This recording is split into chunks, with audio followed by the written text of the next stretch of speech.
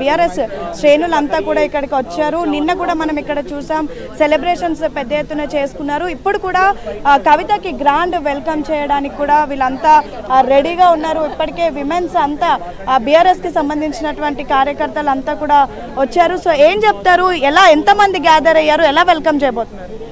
కవితక్క గారు 5.5 నెలల తర్వాత అక్రమ కేసుల నుండి బెయిల్ తెచ్చుకొని బయటికి రావడం జరిగింది. ఇప్పుడు ఫస్ట్ టైం హైదరాబాద్కి వస్తున్నారు. కాబట్టి శంషాబాద్ ఎయిర్పోర్ట్ నుంచి చాలా భారీ ఎత్తున తెలంగాణ జాగృతి కానీ బీఆర్ఎస్ పార్టీ కానీ ప్రతి ఒక్కరు పెద్ద ఎత్తున ఏర్పాట్లు చేయడం జరిగింది. మొత్తం రాష్ట్రం నలుమూలల నుండి ఇక్కడికి రావడం జరిగింది. ఇక్కడికి ఇంతసేపు జనాలు తక్కువ ఉండే, వితిన్ సెకండ్స్లో మొత్తం వందల మంది గ్యాదర్ అవ్వడం జరిగింది. కవితక్క కోసం ఈగర్లీ వెయిట్ చేస్తున్నాం. సో మొత్తానికైతే సుమిత్ర చూడొచ్చు, ఇదే ఇంటి నుంచి కవితని ఢిల్లీ లిక్కర్ స్కామ్ లో సుదీర్ఘంగా విచారణ చేసి అరెస్ట్ చేసి తీసుకెళ్లారు. అనంతరం 5 నెలల తిహార్ జైల్లో ఉన్న తర్వాత నిన్న సుప్రీంకోర్టు ఇచ్చినటువంటి బెయిల్ తో కవిత బయటకు వచ్చారు.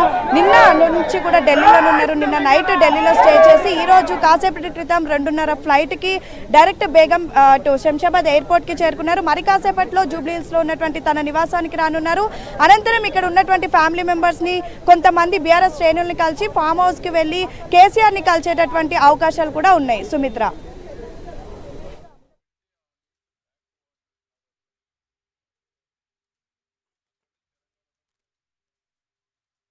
అక్క చెప్పినట్టు కడిగిన ముత్యంలాగా అక్క బయటకు కంపల్సరీ వస్తారు. సో చూడొచ్చు, ఇంటి దగ్గర మొత్తం కూడా కోలాహల వాతావరణం కూడా చోటు చేసుకుంది. పెద్ద ఎత్తున కార్యకర్తలు అంతా కూడా చేరుకుంటూ ఉన్నారు.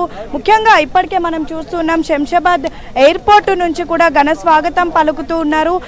ఆల్రెడీ ఇప్పటికే కేటీఆర్ తో పాటు మిగతా బీఆర్ఎస్ ఎమ్మెల్యేలు అందరూ కూడా నిన్న కవిత విచారణ ఉన్నటువంటి నేపథ్యంలో ఆల్రెడీ ఢిల్లీకి చేరుకున్నారు. నిన్న బెయిల్ వచ్చిన తర్వాత పెద్ద ఎత్తున బీఆర్ఎస్ కార్యకర్తలు అంతా కూడా సెలబ్రేషన్స్ చేసుకున్నారు. ఇక ఈ రోజు హైదరాబాద్ రానున్నటువంటి నేపథ్యంలో